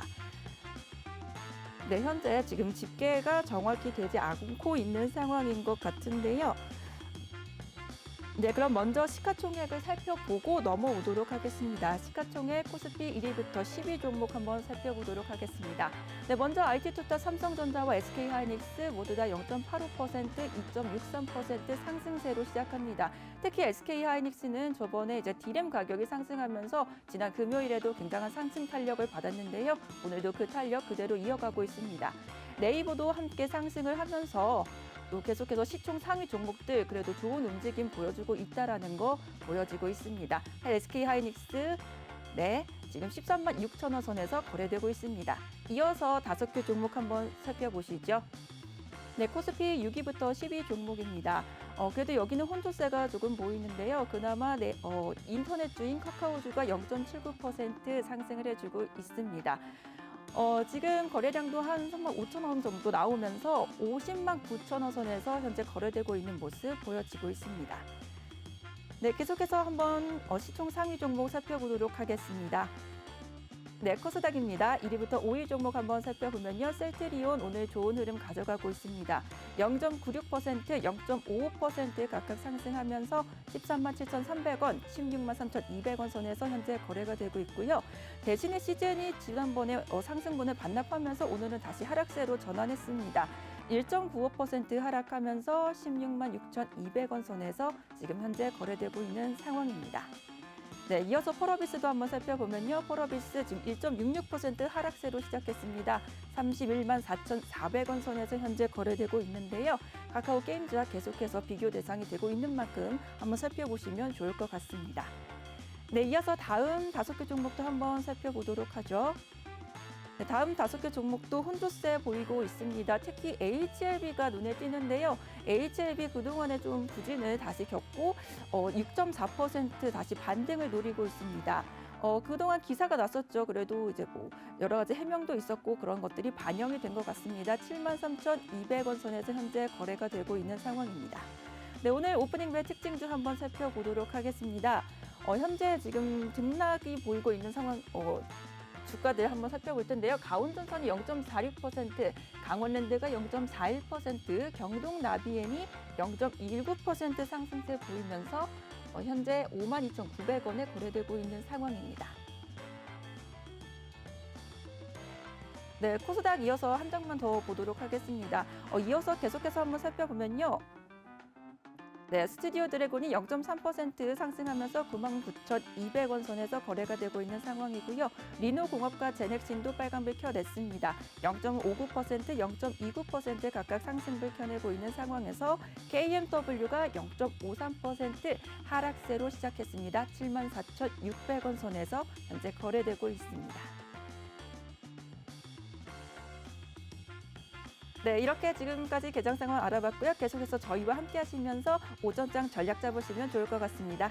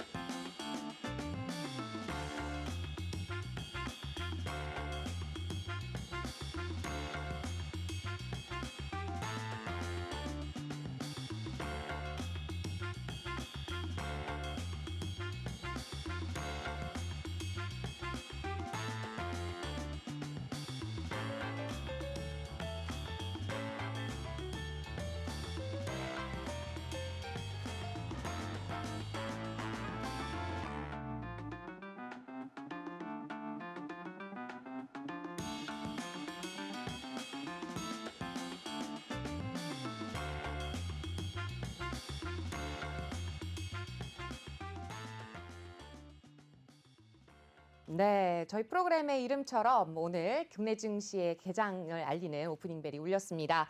시황센터 이수민 캐스터를 통해서 개장 상황 전달해 드렸고요. 아무래도 말씀을 좀 이어나가면 좋을 것 같은데 오늘 혹시 장세 특징이라고 할까요? 좀 눈에 띄는 특징들이 좀 있었을까요? 글쎄요, 코스피 지수 본다면은 역시 박스권 안에서 크게 지금 이탈되지 않는 그런 모습을 보이고 있기 때문에 큰 의미를 부여하기는 어려울 것 같고요. 네. 조금 더 지켜보는 게 좋을 것 같습니다. 네, 뭐 시총 상위 종목 흐름도 뭐 이제 저희 이수민 캐스터가 전해드렸는데 네네. 어떻게 보시는지 뭐 간략하게 네, 짚어주시면요. 코스닥 종목 중에서 시젠을 좀 봤는데요. 시젠이 네. 왜 매출 1조를 넘어섰고 뭐 영업이익이 굉장히 많이 늘어났다. 그런데 사실 작년 한때 32만 원까지 갔던 주식이 지금 많이 빠져 있지 않습니까? 그렇죠.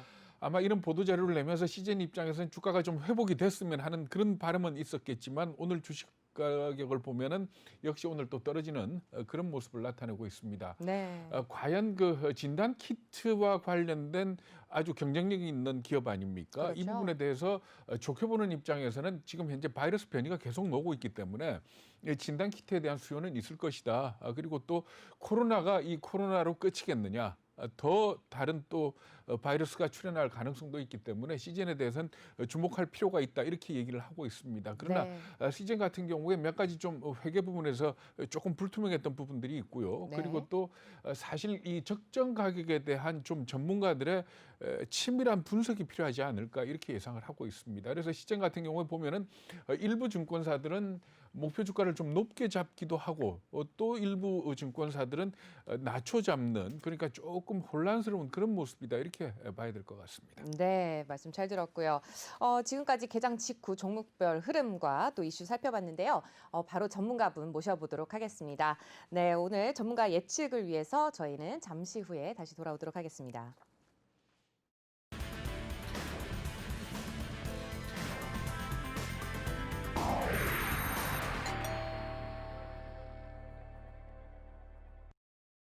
네, 아침을 여는 증시 오프닝 벨과 함께하고 계십니다. 이번 시간은 증시 플러스인데요. 장 초반에 또 거래 흐름이라든지 주가 동향을 좀 파악해보고 투자 가치가 높은 기업 주가의 향방이라든지 매수, 매도 시점까지 알아보도록 하겠습니다. 오늘 도움 말씀 주실 분 강승민 전문가 자리해 주셨습니다. 안녕하세요. 안녕하십니까? 네, 오늘 또 저희와는 처음 인사를 나누는 만큼 또 네. 오늘 역시 각오를 안 들어볼 수가 없을 것 같습니다. 네. 뭐 그동안 아침에서 계속 만나 뵀지만 오늘도 네, 여전히 아침에 만나뵙게 됐습니다. 앞으로 그동안과 똑같이 여러분께 좋은 정보로 한 발 앞서서 다가가는 그런 아침을 여는 그런 방송이 되겠습니다. 감사합니다. 네, 저희 오프닝 벨에서 다시 모실 수 있게 돼서 너무 영광이고요.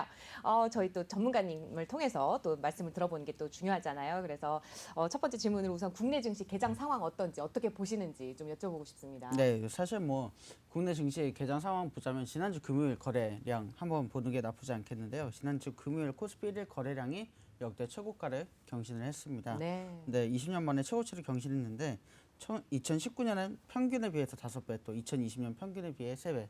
거래량을 말씀하시는 네, 그렇죠. 거래량이 그렇게 굉장히 높은 거래량을 기록을 했는데요. 사실 작년도 굉장히 뜨거운 한 해였다. 저희는 이렇게 보고 있는데 네. 작년보다 더 뜨거운 하루를 보냈다. 이런 건 이제 아무래도 미국 연준의 금리 효과가 굉장히 톡톡하다 이렇게 말씀드릴 수가 있겠고요. 근데 거래량이 많다는 거는 결국 손바뀜이 활발했다 이렇게 볼 수 있는 거고 그렇다면은 결국은 비관적으로 보는 사람, 낙관적으로 보는 사람들이 활발하게 지금 거래하는 거 아닙니까? 네. 그게 결국은 금리다라고 보시는 겁니까? 네, 맞습니다. 결국에는 금리의 영향이 굉장히 크다 이렇게 말씀드릴 수가 있겠습니다. 네네. 또 뭐 좋게 보시는 분은 좋게 보시는 분대로 또 나쁘게 보시는 분은 나쁘게 보시는 분대로 굉장히 그런 영향이 많았던 하루다 이렇게 평할 수 있겠습니다. 네, 뭐 아무래도 요즘에 이제 워낙에 주식이 핫하다 보니까 나도 해야 되는 거 아니야? 뭐 전혀 주식에 대해서 모르시는 분들도 좀 편승을 해야 되는 거 아닐까? 나는 안 하면 안 되지 않을까? 또 막 벌었다는 사람들도 있고 막 이렇잖아요. 네. 그러다 보니까 아무래도 활발히 거래가 되는 게 아닐까 싶은데요. 뭐 매매 동향에 대해서도 이제 뭐 지금 좀 더 짚어주시면은요. 네, 사실은 굉장히 좀 주목할 만하다 할 게 금 가격입니다. 네. 금 가격이 작년 6월 이후 최저가를 경신을 했는데요.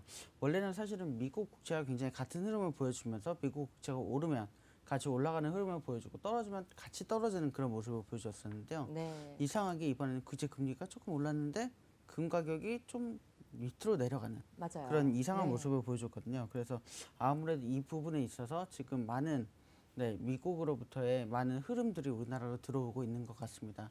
그래서 우리나라 지금 금요일날 굉장히 많은 외국인의 흐름도 들어와줬고요. 그런 부분에 있어서 아무래도 우리 시장이 굉장히 각광을 받고 있는 게 아닌가 이렇게 말씀드릴 수 있겠습니다. 매매 동향 관련해서 지금 눈에 띄는 게 동학개미들이 그러니까 개인 투자가들이 주식 시장에서 빠져나가 가지고 비트코인 쪽으로 많이 간다 하는 그런 기사들이 나오고 있거든요. 그게 네. 좀 유의미한 수준입니까? 어떻습니까?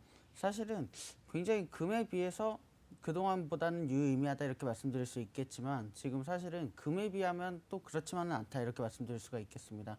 왜냐하면 동학개미들이 그동안 주식에도 굉장히 열을 올렸고요. 또 서학개미 운동이다 이런 말이 나올 만큼 그랬죠. 네, 미국 주식에도 굉장히 많은 그런 뜨거운 관심을 보이는데요. 그에 비하면 아직은 비트코인에는 많이 움직이고 있지 않다 이렇게 말씀드릴 네. 수가 있겠습니다. 네. 지금 오늘 장 같은 경우에 사실 지금 현재 출발하는 걸로 봐서는 큰 특징은 없어 보이는데 네. 테마 좀 어떻게 좀 주목해야 될 만한 테마나 섹터별 구분할 수 있을까요? 네, 사실은 뭐 오늘 장에서 이렇게 크다 이렇게 말씀드릴 수는 없겠지만 우리나라 지금 올 한 해를 봤을 때는 화장품이나 자동차 또 반도체 종목을 빼놓을 수 없겠고요.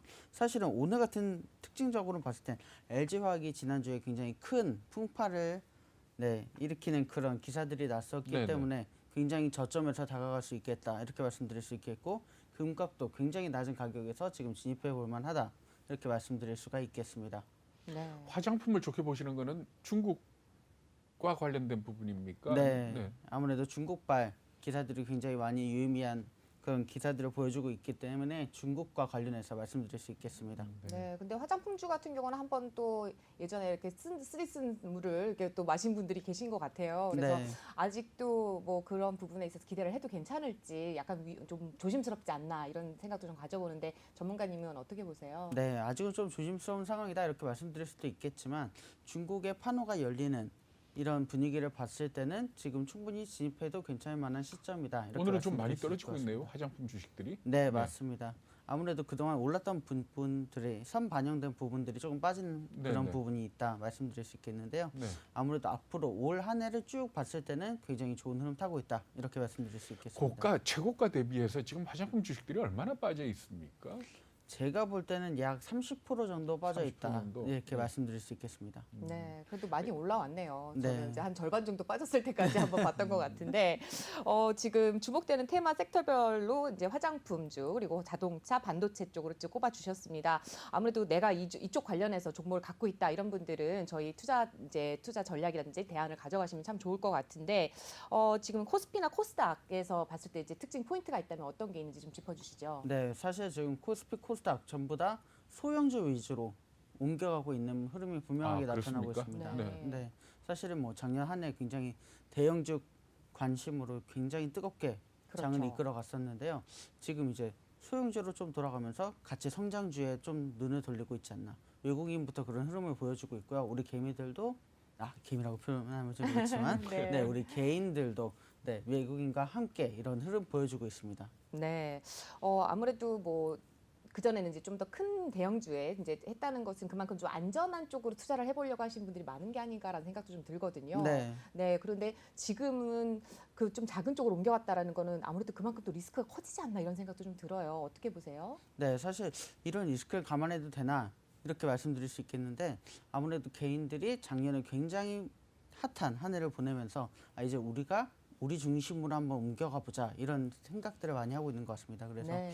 작년 같은 경우에는 뭐 외국인의 흐름에 편승하거나 또 기관의 흐름에 편승하는 그런 모습을 보여줬다면 올해 같은 경우에는 굉장히 핫하게 기관과 반대로도 움직임을 보여주고 있고 또 외국인과도 반대 매수를 보여주면서 약간 우리 장을 제대로 끌어가 보자는 그런 모습을 나타내주고 있는 것 같습니다. 네. 근데 중소형주로 수량매가 일어난다면은 장이 잠깐 쉬어가는 그런 모습을 보여줄 수도 있겠습니다만은 중소형주에 관심이 집중되다 보면은 꼭 등장하는 게 작전 세력들 아닙니까? 맞아요. 네, 맞습니다. 어떻게 생각을 하세요? 사실은 최근에도 뭐 이트론이나 EID 같은 경우 네. 작전주의 그런 세력이 굉장히 강하게 나타나는 그런 주였다고 말씀을 드릴 수가 있겠는데요. 아무래도 저도 작전주 같은 경우에는 접근하지 말아라. 네. 굉장히 위험하다 이렇게 말씀을 드립니다. 그래서 이트론 EID 한참 뜰 때도 제가 아침 방송에서 항상 이 부분은 지금 개인분들이 접근하시면 굉장히 위험합니다. 네. 네, 이런 말씀을 드렸었고요. 사실은 이런 작전주가 굉장히 빨갛게 갑자기 튀어나오는 그런 그래프를 보여주기 때문에 이런 그래프를 봤다 싶으시면 반드시 그 종목에서는 좀 더 한 걸음 멀리 떨어져 있으시는 것이 좋을 것 같습니다. 네. 사실 작전주에 편승을 해서 먹고 금방 나오면 좋긴 하지만 네. 그러기가 정말 어려운 거 아닙니까? 네, 예를 들어서 오늘 아침에 지금 동시효과가 이어졌는지 모르겠습니다만 서울식품 같은 경우에 네, 저렇게 많이 올라야 될 이유가 있는 겁니까? 전혀 없는 그런 상황인 거죠. 그래서 네. 저도 이제 아침에 그래프를 보면서 오늘 또 작전 세력이 한번 또 재밌는 그림을 만들어 가겠구나 이런 생각을 했는데 정말 중요한 건 뭐냐면 개인분들이 이렇게 작전 세력에 들어갔을 경우 빠져나올 타이밍이 정말 정확치 않다는 겁니다. 그렇죠. 네, 그래서 이미 뭐 작전 세력들에서는 VVIP라고 부르는 이런 분들이 타겟으로 돼서 이제 먼저 빠져나오고 나서 결국 개인들이 이런 네, 엄청난 것들을 다 감당해야 되는 그런 상황이 되는데요.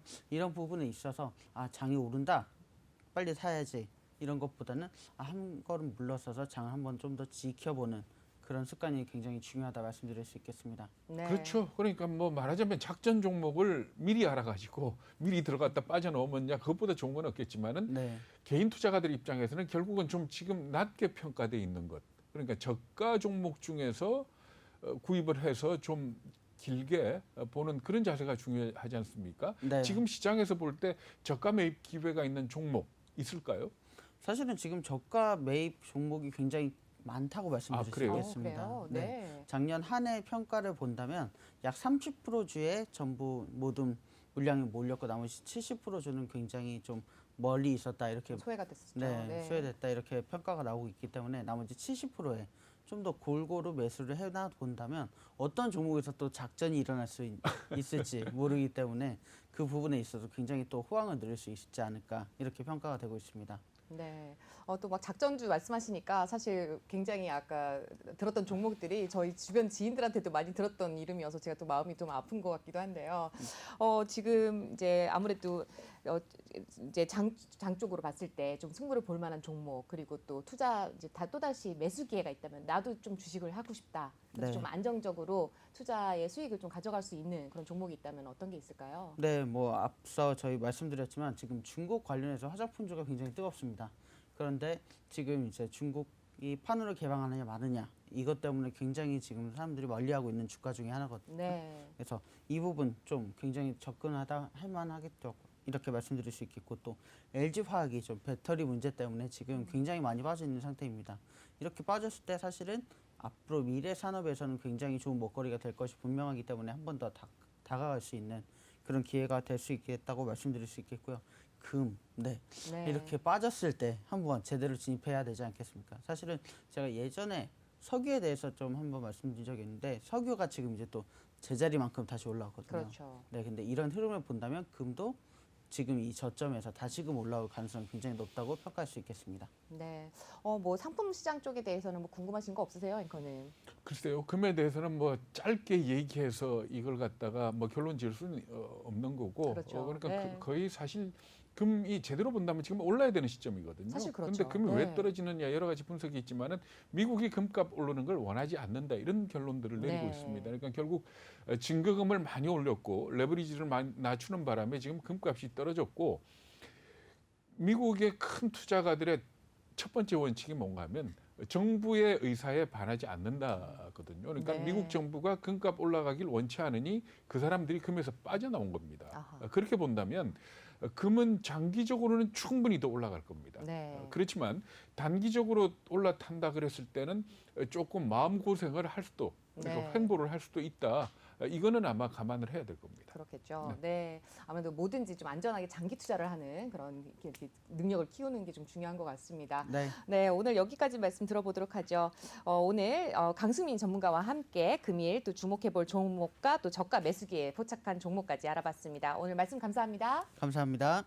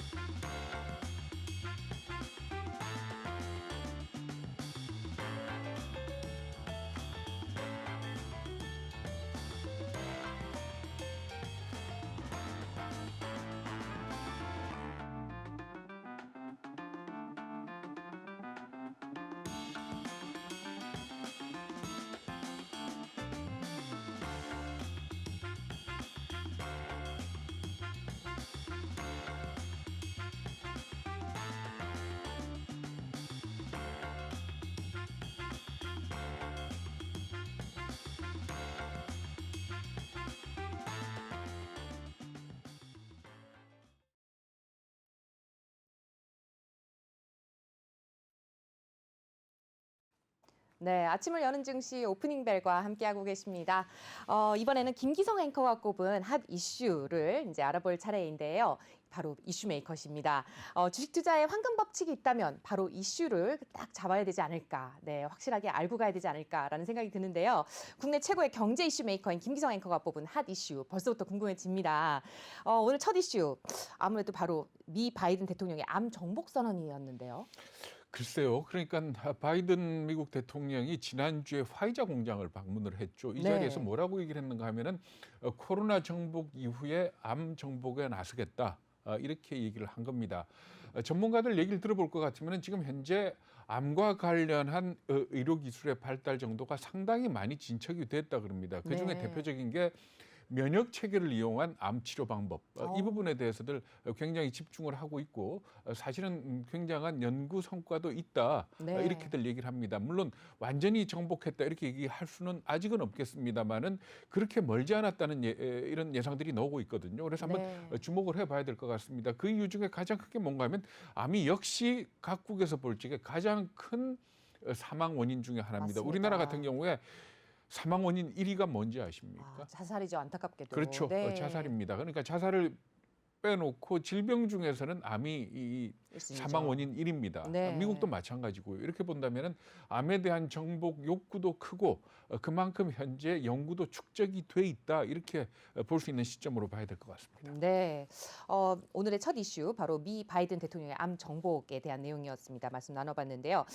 그러다 보니까 사실은 이 선언에 뜻하지 않은 수혜를 받은 종목이 하나 있는데 바로 HLB가 아닐까, 어떻게 보세요? 글쎄요, 뭐 수혜를 받았다라고 말하기에는 좀 이릅니다. 왜 그런가 네. 하면은 사실 이 바이든 대통령이 이 얘기를 한 거는 지난 주말이었고 네. HLB는 사실 좀 주가가 떨어졌었습니다. 그렇죠. 왜 그런가 하면은 리보세라닙이라는 표적 항암제를 개발을 해가지고 FDA 허가하에 임상 3상을 진행을 하고 있었거든요. 네. 그런데 이 임상 3상과 관련해 가지고 3상 결과를 자의적으로 발표를 했다라는 그런 의혹이 있어서 금융당국이 조사를 했었습니다. 네. 그래서 이것 때문에 주가가 많이 떨어졌던 그런 주식입니다.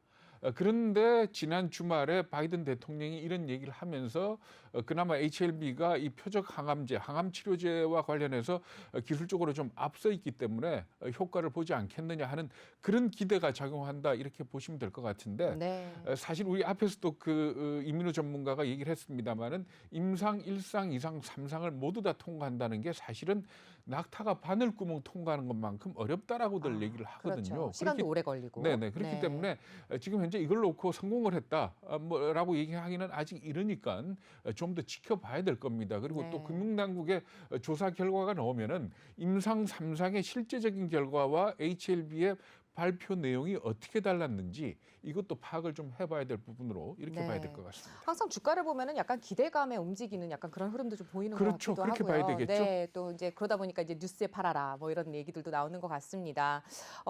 이제 사실은 제가 시즌에 대해서 한번 또 여쭤보고 싶었는데요. 네, 아까 네. 말씀을 나눴으니까. 그렇죠. 시즌 얘기했죠. 네, 그 다음 얘기를 한번 여쭤볼게요.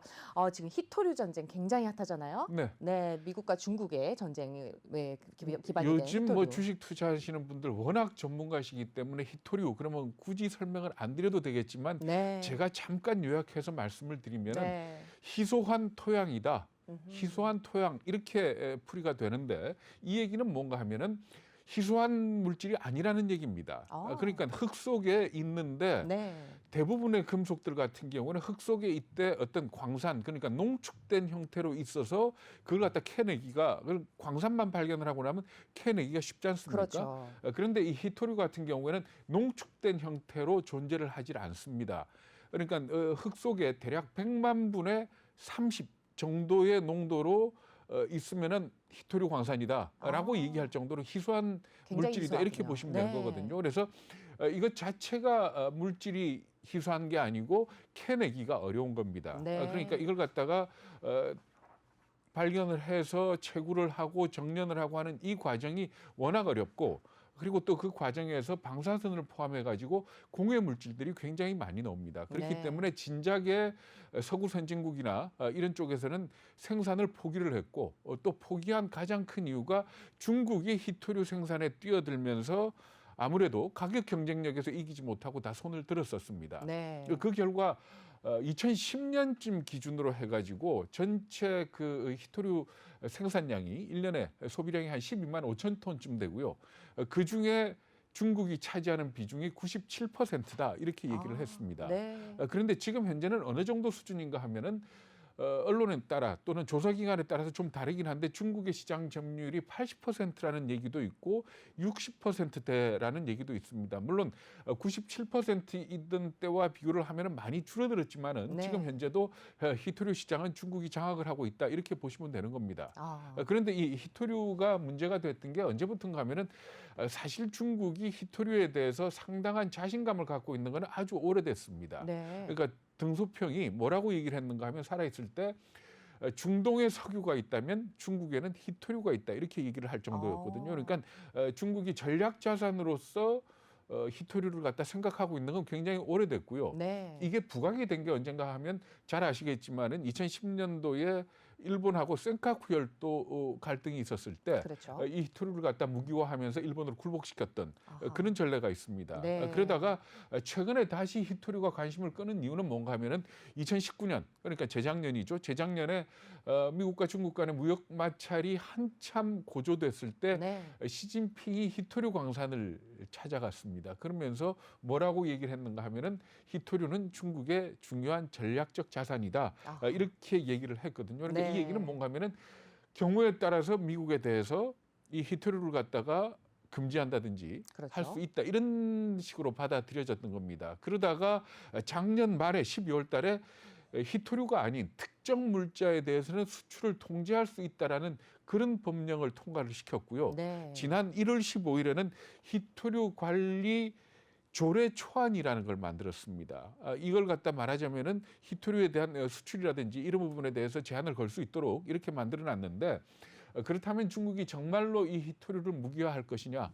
이 부분에 대해서 최근에 그 영국의 파이낸셜 타임스가 보도를 한 내용이 있습니다. 그 내용을 보면 파이낸셜 타임스는 어떻게 분석을 했는가 하면은 작년에 미국의 방산업체들이 대만에 무기를 팔았습니다. 네. 그랬을 때 중국이 나온 반응이 뭔가 하면 방산업체 우리 보복할 것이다 라고 얘기를 했었거든요. 네. 그런데 이 희토류가 꼭 필요한 업체가 방산업체입니다. 그러니까 아하. 레이더라든지 반도체라든지 하는 이 부분에 들어가기 때문에 방산업체로 봐서는 희토류가 없으면 안 되는데 네. 결국 중국이 희토류 관리 이 조례까지 고친 걸 보면은 미국의 방산업체에 대해서 희토류 수출을 제한하지 않겠느냐, 로키드 마틴이나 보잉사나 이쪽에 대해서 제한을 하지 않겠느냐라는 그런 보도를 내놓기도 했습니다. 네. 그랬더니 바이든 대통령이 이런 특정 물자의 공급망을 한번 점검을 해봐라 하고 지난 주말에 지시를 했거든요. 네. 그러니까 이게 바로 희토류의 중국 의존도나 어떤 대체 가능성 이런 것들을 갖다가 검토시킨 것 아니냐 네. 이렇게들 지금 풀이를 하고 있는 겁니다. 네. 그렇다면은 정말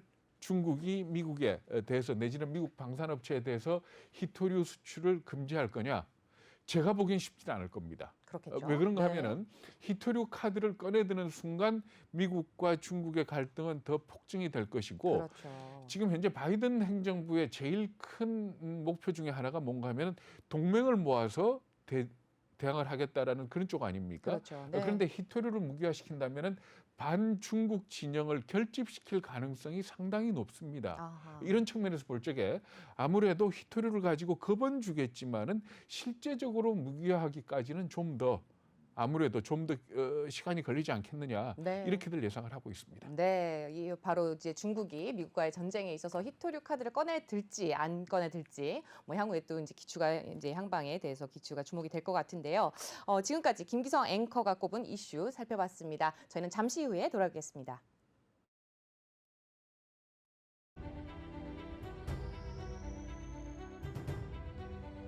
중국 우한시를 중심으로 발생한 새로운 바이러스.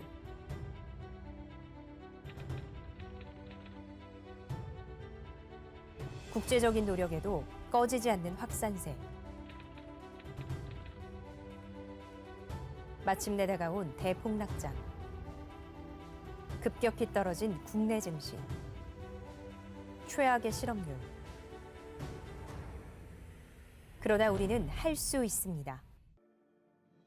함께 힘을 합쳐 서로를 응원하고 조금 더 배려한다면 이겨낼 수 있습니다. 함께하는 대한민국. 내외경제TV가 응원합니다.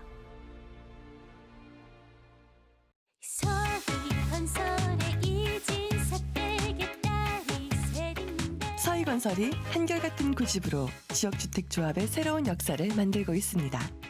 지난 10년 3만 세대의 조합원이 서희건설과 함께 내 집 마련의 꿈을 이루었습니다. 지금 3천, 5천 세대 전국 5만 세대 현장에서 여러분의 꿈을 찾으세요. 프리미엄 라이프스타일 서희 스타일스.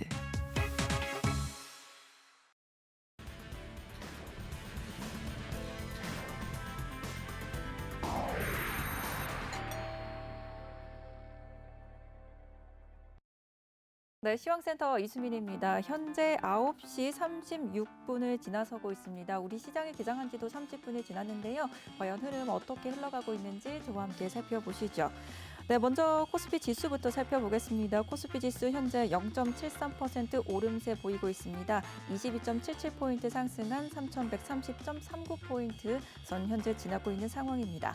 네, 코스닥도 한번 지수 살펴보면요. 0.23% 상승하고 있습니다. 2.19포인트 현재 오름세 보여주면서 967.30포인트 현재 지나고 있습니다.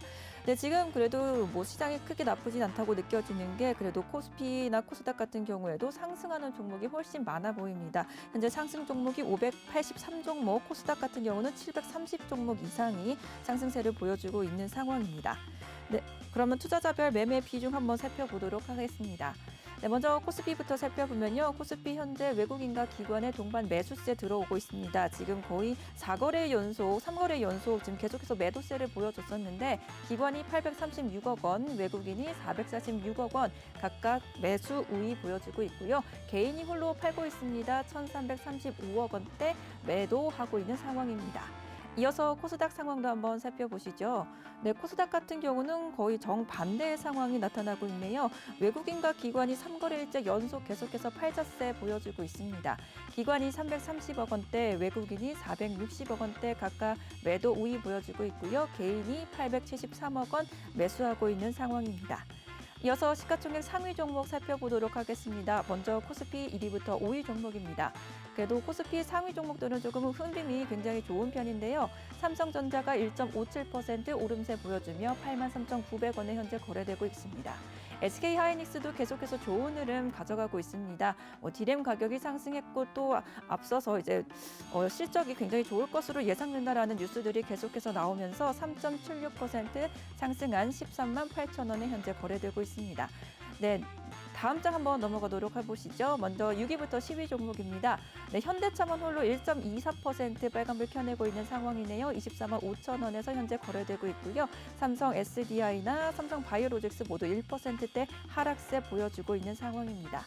이어서 코스닥 시총 상위 종목들 움직임도 한번 살펴보도록 하겠습니다. 코스닥 1위부터 5위 종목입니다.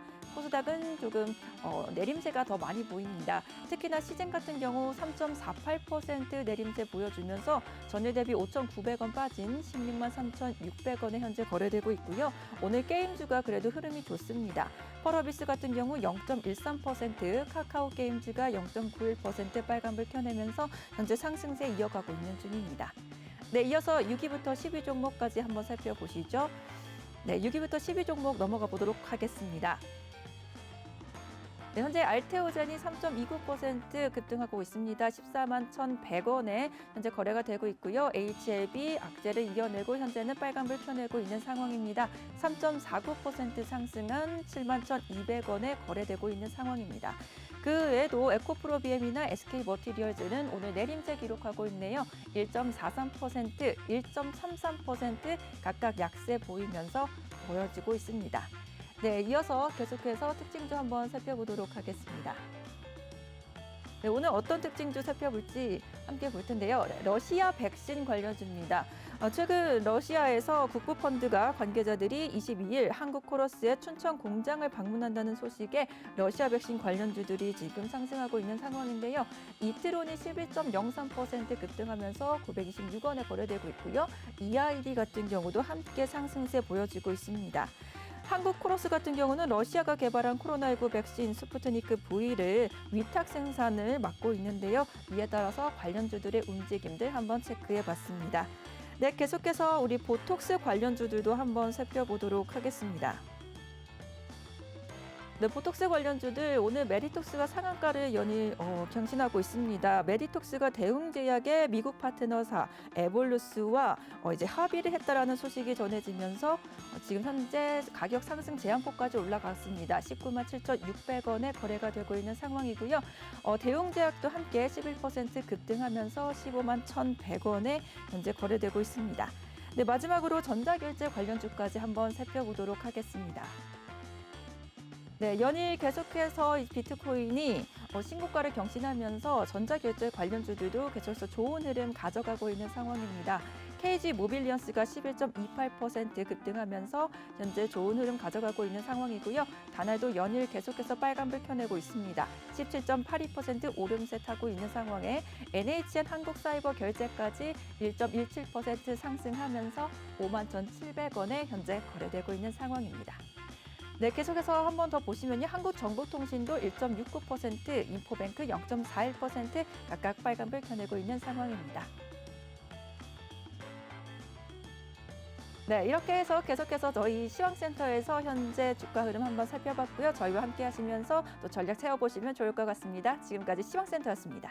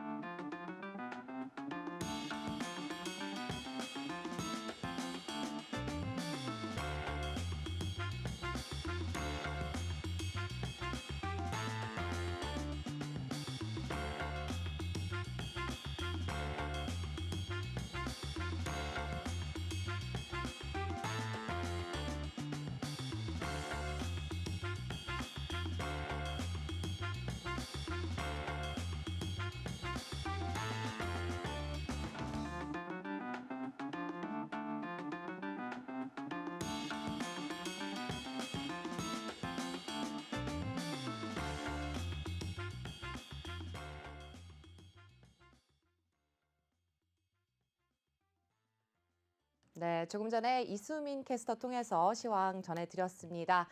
빨간 의상을 입어서 그런지 오늘 코스닥 코스피 순조로운 출발을 보이고 있습니다.